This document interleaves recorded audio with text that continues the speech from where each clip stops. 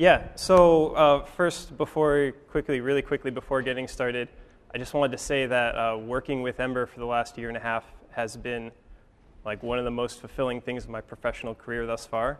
And a big thanks to all the contributors and meetup people and core team people and everyone else. It's a fantastic community, and it's really exciting to be here. Yeah, so Snappy means happy. First, a quick few things about my background. None of these things look like my face, but usually people know those better than my face. So I work in a consultancy with a partner under the name 201 Created. We are in New York, and we make Ember stuff.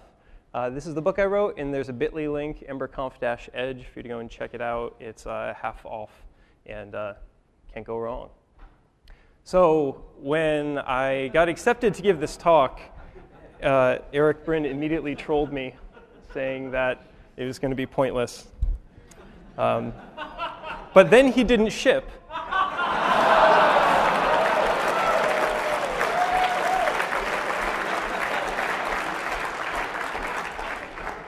But really, this is OK, because even if he had shipped, in the grand scheme of things, the JavaScript that's running your web application is part of your application. It's not the end-all, be-all of the entire performance of your app.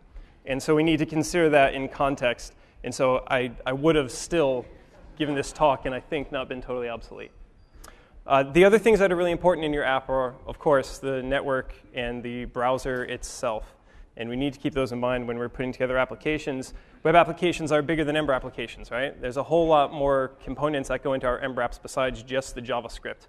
And I think you'll often hear people in core and other people doing development work talk about V8 optimizations and very low-level things when you're in JavaScript.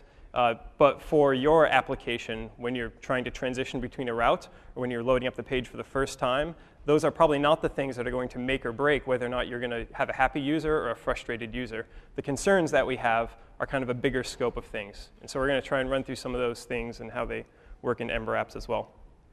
So there's a couple things we need to think about and run through before we talk about actually doing things in the real world. And the first is how fast we need to be.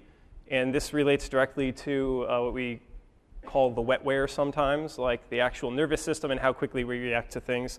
And there's, of course, a lot of study on this, and you guys probably recognize a bunch of these numbers.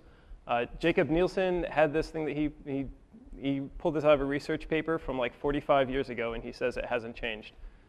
So at 1 second is when you're kind of uninterrupted, and at 10 seconds is when you are completely frustrated and probably just going to give up. Ilya Grigorik, who is quite the well-spoken man, has a kind of a more detailed breakdown, and he makes the 300 milliseconds a more tight goal. Like if you want someone to feel like they're not really noticing the delay too much, then 300 milliseconds is fine. You'll probably be OK. But once you get up to a second, you're definitely getting distracted. Like the person is now thinking about feeding their cat at home or something else, and they're not thinking about your great forgotten password flow or something like that. And then at 10 seconds, they kind of just want to go away and come back. So I think there are maybe 4 numbers that are important numbers for you to think about.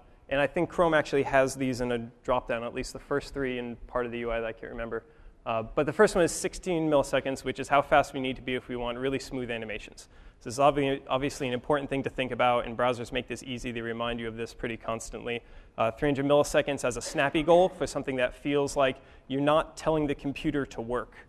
And at 1 second, you are kind of telling the computer to work. People can feel an indirection, and they get the idea that they click on something, and now the computer is doing things, and then it's going to give me back my interface. And that doesn't mean that you immediately need a loading bar. That's a whole different thing, but because you don't want to just flash a loading bar for 500 milliseconds and then take it away, you need to know that you're going to have a longer amount of time. But that's still when they know that they're telling the computer to do something. And at 10 seconds, I like to just tell myself that I lost somebody. Like, they're gone, I have failed, and they're never going to come back to my app. Because that's a really important goal, that you need to give them something to go on within that amount of time. So where can we improve things? And we have all these different parts of the application. And this here is a loading of a page over a 3G connection. Actually, not even over a 3G connection. And when we're doing a route transition like this, we have to think about, obviously, the network and a couple other things. But I think we can break down in the different goals that we had, what we are most concerned about. If we're talking about animation, the most important thing to be considering is what the browser is doing, like what you're telling the browser to do with information. Are you telling it to paint a bunch of pixels? Are you telling it to just move things around? What are you actually telling it to do? The 1 second and beyond, we begin to really think about the network. And the biggest impact upon your app performance is probably not going to be optimizing a function. It's probably going to be trying to get your server closer to the user, trying to use a more efficient algorithm for SSL, or a variety of other network options. So the last thing is that we need to think about methodology. And we need to make sure that we actually follow steps in this so we can confirm what we're doing. We want to gather facts, and gathering facts should often also mean that you're trying to isolate the problem. So similar to how if you find a bug in Ember, you're strongly encouraged to go and open up a JS bin where we can talk about it and toy with it and kind of see it on its own without the distraction of your larger app. When you're dealing with performance issues, it's paramount to know that you're actually looking at the thing that you think you're looking at in the first place. And then come up with a theory for why it's performing badly, and then change one thing, and then you're done. Except for that, you should confirm your theory and go back and measure again and then see what information was actually in there. So let's go do some real-world things now and use some of this know-how. So the Ember.js website is really fast on your desktop when you load it up. It's pretty satisfying. It's got 3 entire Ember applications on the front page that boot up and run. So you can go and click around. On mobile, however, it's pretty bad if you've ever tried it. So at 1 second, and this is over an emulated connection, so it's a browser window, but at 1 second you get like a background color. At 3.5 seconds you get this. And then how long do we think until we actually get some text? 16 seconds? So like someone could have like opened up the Ember.js website on their phone, and then at 10 seconds they give up and they go away, and someone else picks it up, and they probably still don't get all the way through it. Right? We've probably lost 2 users while the site was loading. So this is obviously not cool, and there are a bunch of reasons for this, but we're going to look at the network because this is a page load, and the network is a paramount thing for us to think about at this point. So the first thing we want to do is isolate the problems. We want to make sure we're actually looking at what we thought we were looking at and create a high latency connection. And these are 3 tools that you can use for that. I highly recommend the first because it is only $5, and it's not in Java, which I think Charles is in, and it's a weird UI. And then the network link conditioner is free if you want to use it on OS X, but its interface is pretty rough. So the second thing we need to do to continue to, again, isolate ourselves is to create an environment in our browser where we're not going to have any extensions involved. So even if you go into private mode in your browser, you'll probably still have some extensions that you've opted in, like AdBlock or something like that. We want to get that stuff completely out. So if you go through these 3 steps, you can add a new user to Chrome, and then on the top right in your browser, you'll always have the ability to pick up a clean new user. And I think Martin Munoz actually told me this awesome trick like yesterday. It's really good. I usually use a different method, but this is beautiful, so you should use this. And then we're going to do measurement and analysis, and this is the network inspector, and I'm certain that most of you have already seen this before. We have a list of resources down the left, and then various response codes. And on the right-hand side, we have the tree, the actual waterfall of what the browser is doing when it loads those up. And this is not that same website. And then if you click on one of those, there's also a timings tab. And the timings tab will give you even more information. So on the top resource, we can see that it took 101 milliseconds just to connect before we even got to send our request, just to get the TCP connection, HTTP connection actually rolling. And that was to an application server. In the second one, we took about 50 milliseconds because it was just going to a CDN. So we can actually see how long these connections are taking and adjust for latency issues. So this is actually the site loading, and we can see there's like a big thing of JavaScript up there that loads up. We have the HTML, then some CSS, and then this big JavaScript runs, and it's like 1.1 meg. And then there's a bunch of assets, but all these assets are like the company logos that we see on the landing page, which are way down at the bottom, and we don't even care about. Like none of that stuff is above the fold. But we load all of that, and then somewhere down at the bottom, we get unblocked from the JavaScript, and the browser is now allowed to fetch the assets that are in CSS. And so we have to block on loading a meg.1 of JavaScript before we can actually, and running it before we can actually go and fetch the assets that are in CSS. And that's kind of what's happening here. Our JavaScript blocks us, and then somewhere around that green line we finish, and the assets for CSS actually get to go and be fetched. Meanwhile, we're downloading these HTML assets on the bottom that we didn't really care about too much. So there's a couple solutions. Putting the script at the bottom doesn't solve this completely on its own. There are two options for getting your script to be out of that blocking flow, and that's async or defer. And then you could explicitly also load the web front, just use a link tag to pull it in before you ever get to the CSS in the first place. But our basic goal is that we want to be pushing down those assets right after the CSS loads instead of waiting for our JavaScript.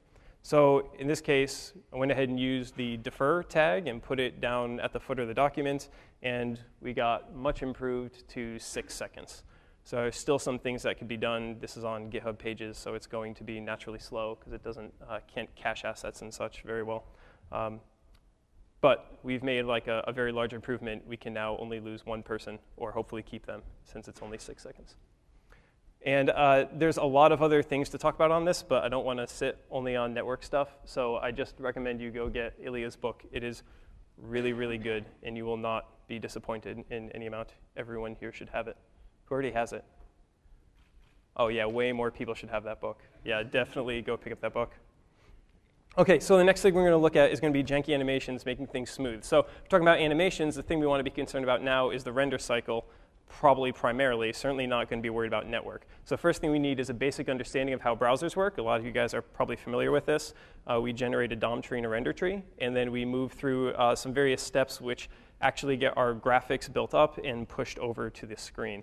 We're also going to use a tool. We're going to use the timeline tool, and this is the timeline tool loaded up. You can see events up on top, which are JavaScript events or rendering events. And then if you highlight a section by dragging your cursor across, you'll get a summary down at the bottom, which says like what percentage of time was spent on each of these things. So we can already see that 1 second of that total time was spent on painting, and only 268 was spent on scripting. So obviously, painting would be a thing that we would want to try and improve. You can also go to the frames view, and if you go to the frames, you'll see a list of frames which show how long something, and this is going to be a little bit hard for you guys to see, but how long something takes to get to the screen. So from the initial fire of a JavaScript event, from the click event, how long does it take us to actually get that on the screen in front of the user? And that's the height on these bars. On the right-hand side, you have 60 FPS, which means that you have a fluid animation. Up on top, 30, which would be a secondary goal for you to try and hit. And you also get a better summary, which actually has the average performance times down the bottom. So there's a yellow bar, which is JavaScript, and then a green, which is going to be paint. And then very faintly above that, you'll see some clear ones. And these clear ones are, I'm not sure why they do clear instead of a color, but they're kind of out of your control. They're uploaded to the GPU in compositing. So there's probably not a lot that you can do to directly impact that stuff. Once you get up to the GPU, like it's up there and you can move it around and composite it, but you're not going to be able to have a lot of impact on what's happening there. And then there's also a rendering console with a bunch of extra tools. And these are kind of weird because it's a special version of the console. If you just go to the console tab, you don't see the same rendering tab. You have to be in the timeline and then click the console tool, and then you'll get these special render options where you can do a bunch of great things. So we're going to try and do some quick live coding, which is difficult because my screen is up there and not down here in front of me. But let's see if we can do this. Kind of feel like I need to turn. F1? Command F1. That didn't do it. Keep mashing buttons. Just keep it up. OK, cool. So yes. So we have this moving Tomster. And this may not work with such a small window because it will just optimize it away anyway. But when we load him up, we can go ahead and drag around. He just moves around the screen to the inverse of where our cursor is. And if we look at the code for him, here it is. And down at the bottom here, up at the top here, we handle the actual mouse movement. And we set some properties based on the mouse movement.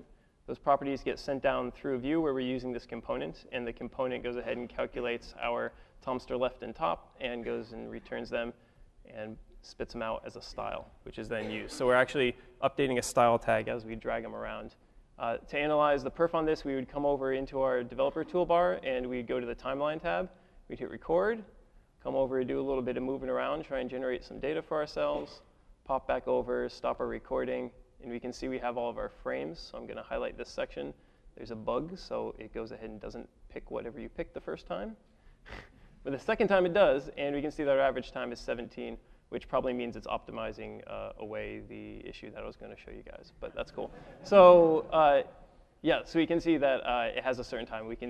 Down here we can see these different events. We have a mouse move that causes a recalculation of the style. The style causes a layout. The layout causes a paint, which is going to be the entire window. You can see it's the 510 by 510. It's probably our whole window. And then we actually composite the layers and get them up onto the GPU so we can do some stuff with them. So, oh, where is this? Yep, yeah, so this is pretty cool. The issue would be if we had a bigger screen that we would see paint times that were really long. Because these things, as we're moving around with left and right, we're telling the browser that we're going to be painting them explicitly. So we have some improvements that we can go ahead and try. So there is another version of this secondary. This is some epic indirected live coding. And here's a second one, and this one is a little bit different. I can go ahead and take a look at him and move him around, generate some data, pop back over and stop myself. And that's great. And we can see that I have minimum time, average time that was 102, oh, whoops, not 102 because of that bug. And there you go, 17. So here's about the same. And that one in particular was this Tomster secondary app.js. So we can see the change that we made was doing a WebKit transform down here where we're translating X and Y. On a larger window, you'd see that this was still actually painting. So it's doing a transform, but there's no reason to throw this onto the graphics card yet. So it's keeping it on the GPU and drawing it on the GPU and then uploading the whole bitmaps up to the graphics card every time you move it. So we have one more thing that we can do to go a little bit further, which would be just to take this guy away. And this final animation one, if we take a look at how he looks, and I'll put all of these up so you guys can try and recreate these things without craning your neck. But it's going to be about 17, about the same. But you'll notice that we now have no paint event that's left here. So now we have a mouse move, we have a recalculate style, and we have a composite layers. So we've already painted the thing once and sent it up to the GPU. And now we're just telling it to move around. And the thing that we've actually changed is to add a Z translation. To add a Z translation to this animation app.js. And we've just added a translate Z to the beginning, so we've forced the GPU to say that this is going to be something that's 3D, and so it needs to be up on the graphics card. So this is not to say that you should do this kind of thing blindly and put it up there, more just as an exercise for how we would move through analyzing something like this, using the timeline, and then deciding what to do and confirming our behavior. And kind of case in point, we were able to confirm that the browser was optimizing away the thing that I was originally looking at. Like, we can actually tell that by looking at these graphs instead of me standing up here and telling you that the first time I ran it, it was going to be really fast already.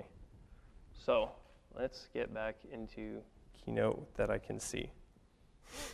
OK. So the second thing we're going to take a look at is something that's actually in Ember.js, and I think is something that people may not understand so well about how Ember.js handles observers and moving things around. So in this, we're going to use Chrome DevTools pipelines and profiles. So the first thing we need to do to deal with this issue is going to be to understand how observers work. So looking at this code, on line 8, we have a person set of name Bob. On line 4, we have an observing name. And on line 9, after name. And how many people think line 9 would be the one that fires first? OK, cool. So pretty good. And how many people think line 4? Pretty much everybody? Oh, everyone's very uncertain.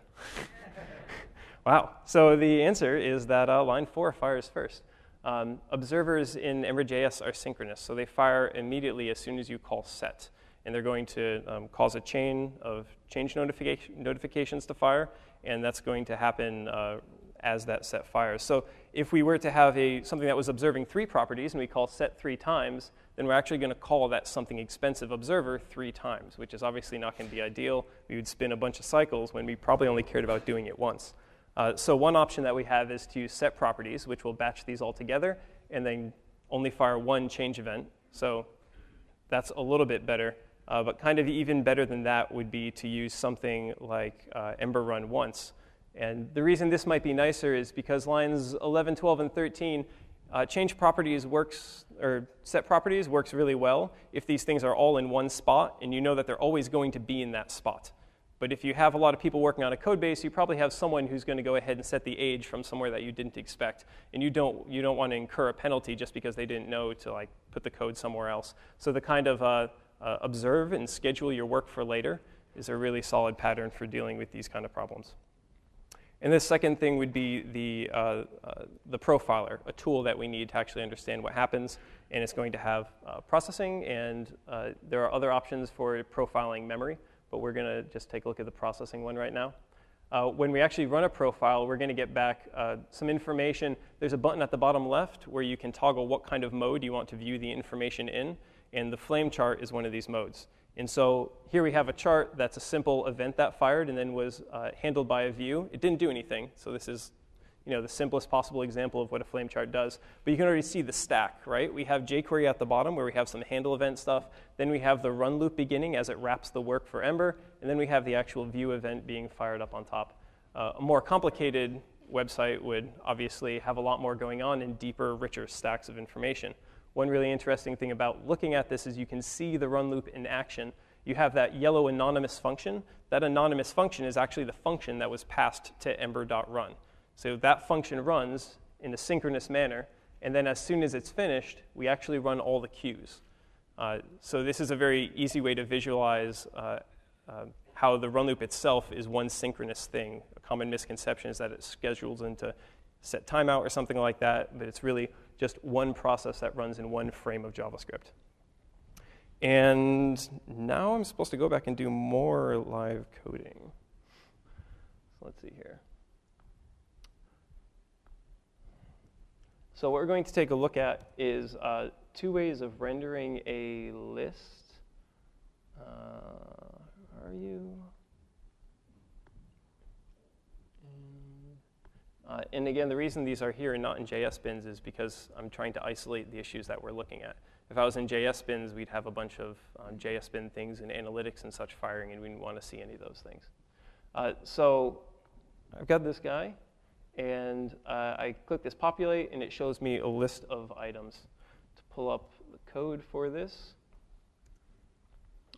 at the top of this file, we go ahead and we actually generate this data. So we just have the data sitting around. The generation has already been done. As soon as you click populate, we're going to pull off the people. We're going to go ahead and walk the people data length. And we're going to create people and shove them into this array. So this is great. And up on top, we've got some observers that watch that for different kinds of behavior and that are going to react different ways. These might be expensive. These might be kind of cheap. It depends on what kind of app we're actually using. So if we go ahead and profile this, we can see how it's going to work. If I pop this guy down, since it's a tiny window, and go into profiles, go up to the top, and has narrow. Hit the start button. Actually, you should probably go back here first.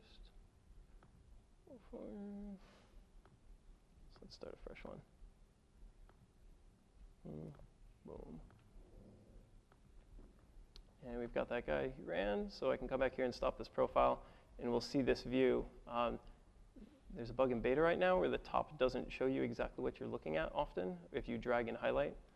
So we have to look here, and we have a flame chart for the work that we just did. And we have the same things. We can see at the bottom we have our jQuery, and then we actually have our Ember run, which kicks off. And then we go through and have this populate action, which was the action that I just clicked on. And above that, we have a bunch of the other things that were fired by our change notifications, right? All we did was create an object, and we just pushed it in over and over again. And so we see one long push object here, but these are kind of coalesced. So this is multiple events. And if we scroll up, we can see all these send events and these array did change, array will change, and array did change events that fire up here. And the property changes. Yeah, they're up here.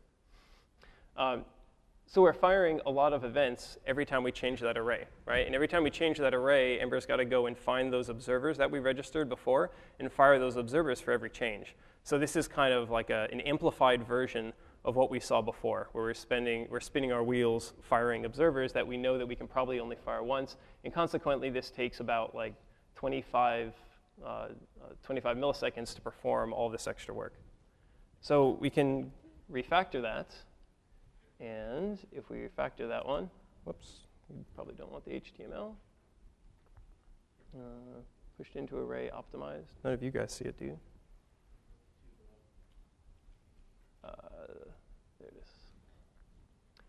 So if we go ahead and take a slightly different way of doing this, instead of, as we walk, going ahead and pushing into the array every single time, we create a buffer on line 26. We walk, and as we walk, we just push things into our buffer. So while we're using the buffer, we have no change events pushing. We're not firing, we're not telling Ember that we've actually done anything with this information yet. And then when we get to the bottom, we're going to push them all at once and fire one change notification. So in this case, we're kind of at the source of where this work is. This is like a data layer concern. So it feels OK for us to use this manner instead of the observe change and schedule. Right? If we were doing this with somewhere in our application where we thought other people might be sending information to us, we might want to just observe the array and then schedule whatever work we had for later on. But in this case, we're just going to use a buffer and then push it in. We have one change event, and we can take a quick look at what that looks like when we profile it.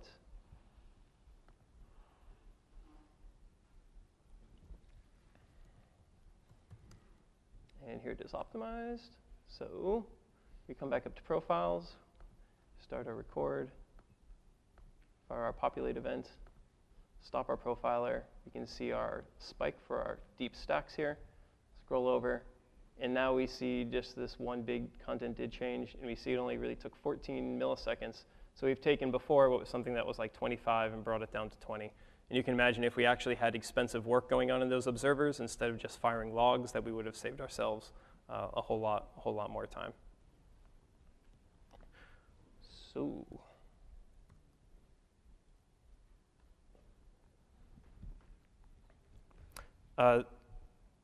So Ember is supposed to be, or is, a framework for creating ambitious applications, right? And I think in a lot of ways, the work that we do is kind of like the vanguard of single-page applications. And we kind of epitomize the most interesting kind of development going on in the browser. And so we should really be pushing our apps in ways that are not purely in JavaScript land. In a lot of ways, Ember Core is taking care of a lot of things that we need to worry about in JavaScript proper. And if we can learn how to take advantage of those things like the run loop and then study the other parts of the browser, we can make our apps perform really well without needing to worry about a lot of the things that they worry about. It's important to keep in mind that web performance is a bigger thing than just the performance of your Ember application, and the right thing to do if something is slow might have nothing to do with Ember at all. It might have more to do with CDNs or some other facet of the network, and that these render and network concerns are fairly outside the domain of Ember. Not entirely, and there's certainly a lot of overlap, but not the same. And then to remember to have a methodology. In a methodology, that means that you go back and can actually confirm that what you attempted was something that was really effective. That's pretty much all. I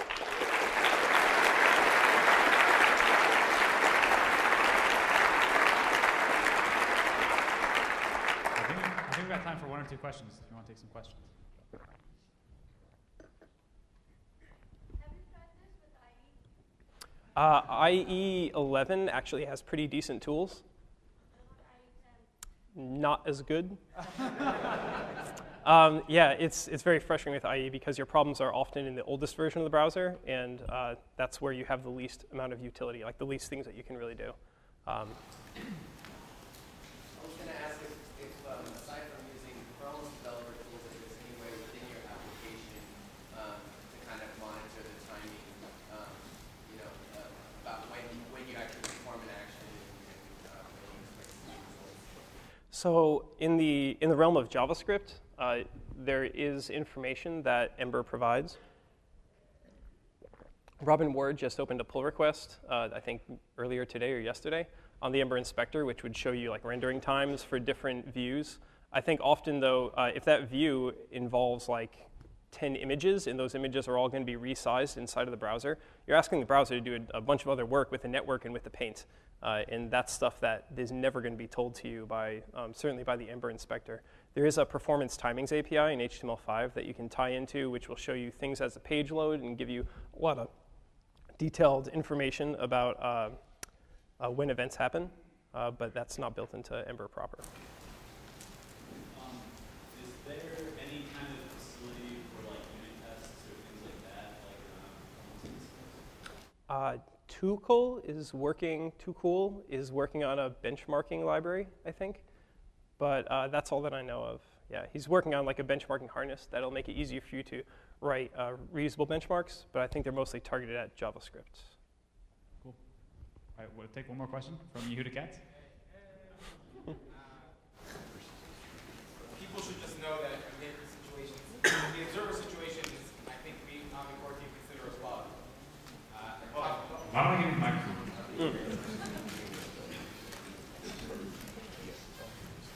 So the observer situation that you showed is a bug, and the solution to the bug right now is the workaround that you showed. I hope that we will get to a point where we could.